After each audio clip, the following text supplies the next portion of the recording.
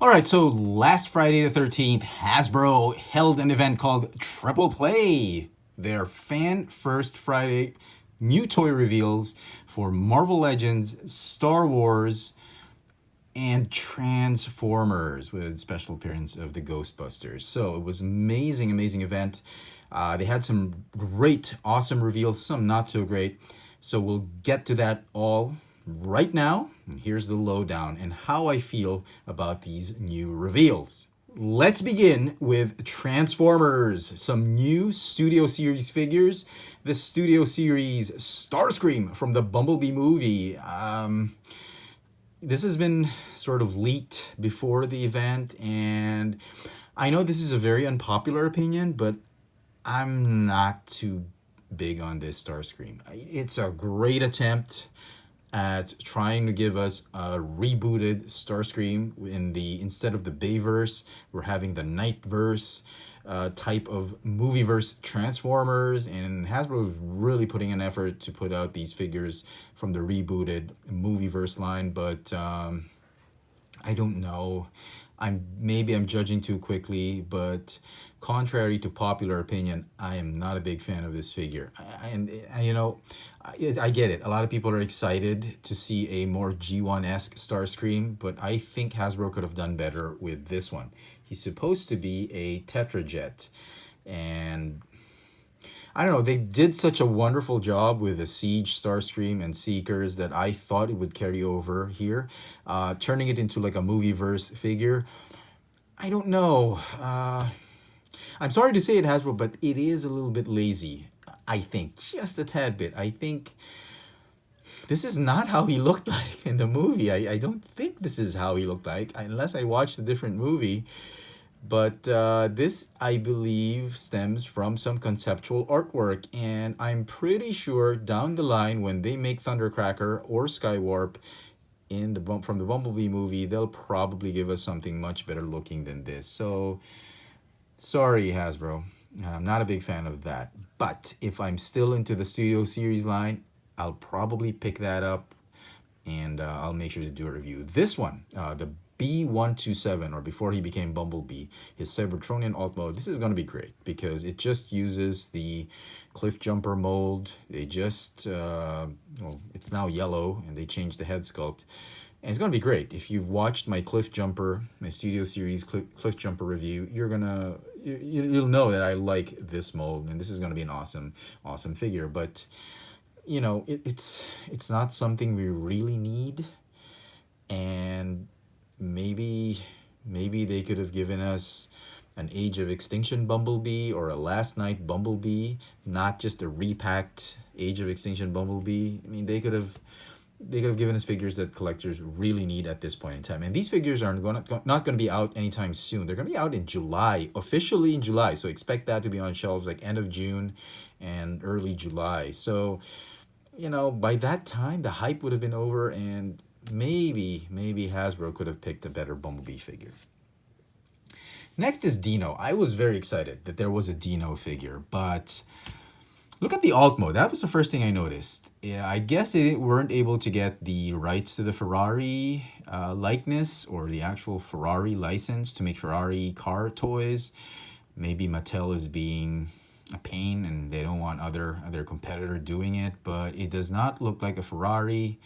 It might look like kind of maybe an Audi or a Maserati. I don't know, but it's definitely not a Ferrari. And the robot mode, I know what Hasbro was trying to do with this. And they're trying to get the accuracy in robot mode as well as in car mode. So it's accurate in car mode and it's accurate in robot mode. But if you look at things, but the way the figure has been engineered, it looks like it's going to have a lot of fake pieces, particularly the chest, and I just feel they're not even trying anymore. They just want, okay, here you go, very accurate robot mode. Here you go, kind of accurate car mode, but the engineering, we'll just make it into a shell former or a more of a lazy engineered transforming figure. And I'm not whining. I'm just saying that they just increased the Studio Series prices late this year.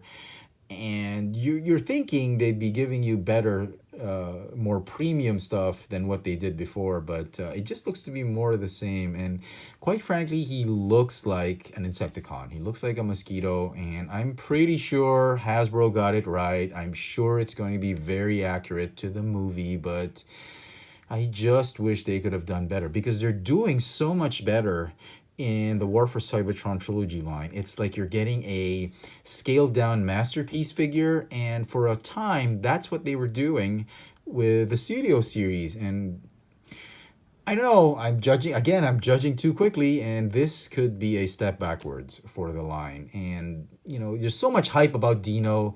They've waited all these years to give us an actual Dino figure that's legit, but this is what we get. And chances are, by then, if you've watched my quitting video on the studio series line, I'm on a crossroads, and by the time this thing gets released, there's a big chance I'm no longer in the Bayverse or Movieverse studio series line. I'll just be focusing on the 86 studio series line. So we'll see. We'll have to wait and see for this. But as it is, I'm not blown away by this release for Transformers. Sorry, Hasbro. I was expecting a lot more, and yeah. Let's move on with Marvel Legends. And here we have, from the Infinity Gauntlet comic book, the Mad Titan himself, Thanos. And I am so glad I've gotten rid of all my Thanos figures. The Build-A-Figure, the Walmart exclusive. Oh my god, that thing just was scalped like crazy. And now we have this. At a certain point in time, you gotta hate Hasbro for letting you buy all these subpar figures and then waiting the last minute till they give you the best figure, saving the best figure for last. And another part of me is saying that my theory about Hasbro is so true right now, that I am so glad I am just getting rid of my figures every year, purging my collection year in, year out, and keeping only a few figures, because I know Hasbro does stuff like this. They make you buy subpar figures, and then once you've bought all of them, they release a perfect figure. And kudos to Hasbro. Well played. Well played for sucking the wallets of collectors dry and bamboozling us into buying the same figure over and over until you've given us the best figure. And this one is great. I am going to pre-order this one, definitely.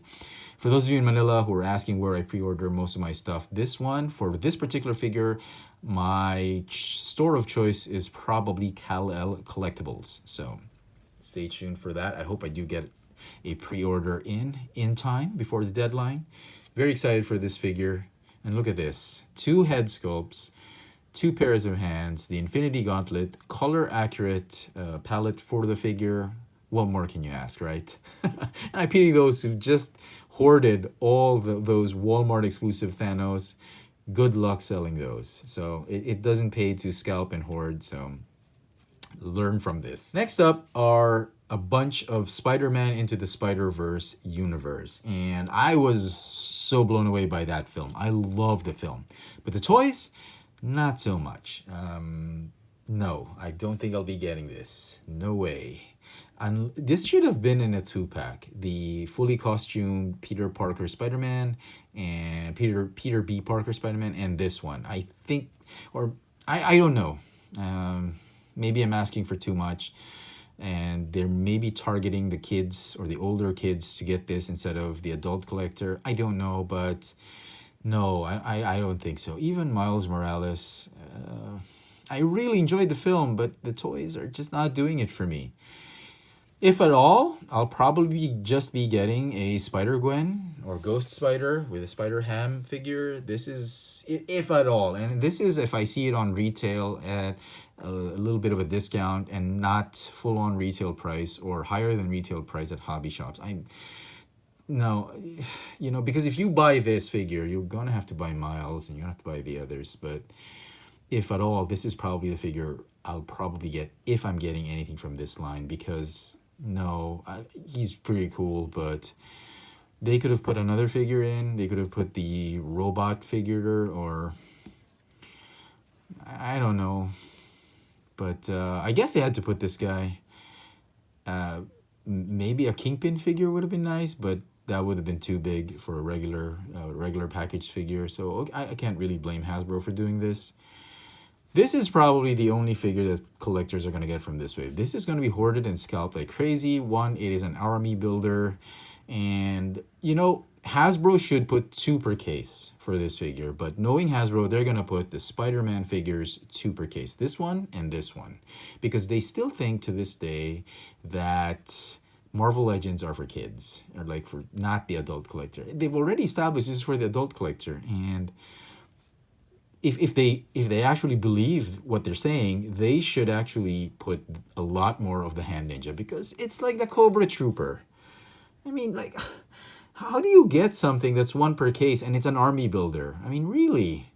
So, luckily for me, I'm not interested in the Hand Ninja. It's an army building figure, and if I get one, I'm not gonna be satisfied with it, and I'm not really interested in army building this. So, no thanks. The army builders can have this. And then we have this. I mean, I am beyond words. Really, Hasbro? Really? A Frogman? I mean, collectors have been clamoring for an updated Toad figure, and you give us a frog. And I am speechless. Why would you do this? It's either you're going to love this figure, or you're going to hate it completely. And this, I believe, is going to be the peg warmer of the figure, of the entire wave, because Hasbro just wanted to recycle the Doc Ock mold. And man, you could have given us a Toad, and they would have had 2 figures in this wave that collectors would be gunning for. Instead, they just have 1. And this is crazy. So yeah. For those of you who are unaware of who the Frogman is, he is some dude who he took on a costume he found. His dad's costume that allows him to jump and do high leaps. And he's part of the Spider-Verse figure, the Spider-Verse universe, Spider-Man comic books back in the 60s, as you can see right here. And it's a pretty corny figure, and I think the writers and illustrators really meant for this character to be a joke. I mean, he stopped Speed Demon like by sitting on him, and I mean, seriously, this figure took precedence over the Toad? Really? I guess they wanted a Spider-Man comic book, Spider-Man universe character, but they could have picked a better figure, in my opinion, instead of this guy. So I'm sure a lot of hardcore collectors are going to be after this. Those big-time Spider-Man collectors, Spider-Man action figure collectors, they're going to want this just to complete their collection. But yeah, no words. And finally, we get to the Build-A-Figure, which is the Stilt-Man. Again, a character I am not interested with. It looks amazing. Look at the 2, one head sculpt, and he's got a suitcase, gripping hands, and a gun, and fisted hands. And this is probably going to be the tallest, medium-sized Build-A-Figure to date. And yeah, a lot of fans have been asking for a Stilt-Man, but Nani, not interested with this Build-A-Figure. But it looks great, and I'm sure a lot of collectors are going to be after this particular Build-A-Figure. On to Star Wars. 3.75 inch, we have this guy out. Another alien from the Cantina scene in A New Hope. I'm sure a lot of collectors are going to be gunning for this, but I no longer collect 3.75 inch figures, so I could care less. And now some really amazing Black Series figures. We have the Bad Batch, Crosshairs. I mean, look at this guy. I thought it was pretty great. And look at that head sculpt. The armor looks great. Removable helmet. It's not a replaceable head sculpt with a helmet and a non-helmeted one. It's really a removable helmet. And the sculpt is absolutely fantastic. And you see he's got the guns, he's got the long range rifle. Then we have Hunter. This is probably my favorite out of the Bad Batch, and I think the figure looks great. Unfortunately, for some reason, I I'm not compelled to buy the figures. I don't know why. And part of the reason is they're releasing these one at a time, and I'm guessing Hasbro is going to come up later on with an exclusive gift set that has all four of them. Maybe include fives along with that set. Maybe it's going to be a 5-pack, an SDCC or an NYCC or a Hasbro Pulse exclusive, something like that, which will have better paint apps, maybe even some battle damage, or giving, these are clean armor molds. I'm going to wait for that. I love the Bad Batch, but as single carded figures or single packed figures, I'm not sure I want to invest in it right now. I'll probably wait till another hobby shop is selling them, all four of them, or just wait for the gift set. And if you've been collecting Hasbro figures for a long time, like I have, been doing it since 2007, ever since Brian Goldner revamped the company, you'll know that Hasbro is going to come up with a set. They're going to repack these. They're going to remold. They're going to reuse and recycle the mold, and I'll probably wait for that. Look at this guy. Absolutely amazing. I'm so stoked for this. I think the Star Wars reveals are the winners out of the triple Fan First Friday reveals. And then we have figures from The Mandalorian, starting with Grief Karga. Never really liked the character. Not liking the figure. This is a pass for me. Queel, same thing. I love Nick Nolte, and I love how he did this character. I have spoken. I mean, it's an amazing character. Who thought, I've never been interested with an Ugnaught action figure. I've had several in the 3.75 inch line, but not really interested in them except for this guy. This guy is amazing, but knowing Hasbro again, I'm sure they are going to repack this figure with, what was that? He was riding on a creature, a dewback? Not a dewback. Somebody tell me, I forgot. They're going to repack this as a vehicle set, and him riding on that creature, I'm going to wait for that. This is a pass for me. Definitely. Moff Gideon. I think he was so great in the show. I mean, Giancarlo Esposito was amazing. He's got the dark saber. But again, I think I'm going to pass on this. I think Hasbro is going to repack this into a better figure. It's perfect as it is. The head sculpt kind of reminds me of Eddie Murphy, but I don't know. I think they're going to have a deluxe version of this one with soft goods cape, a better looking, better designed, better painted dark saber, and more accessories. I'm going to wait out for that. I think Hasbro's going to do better on this one, so this is going to be a pass for me. This is probably my favorite out of the reveals for last Friday. Asajj Ventress, one of my favorite baddies in the Clone Wars. Probably like her more than General Grievous. She's been a very dynamic character on the series. I really like her. And I'm glad they didn't give us the bounty hunter version.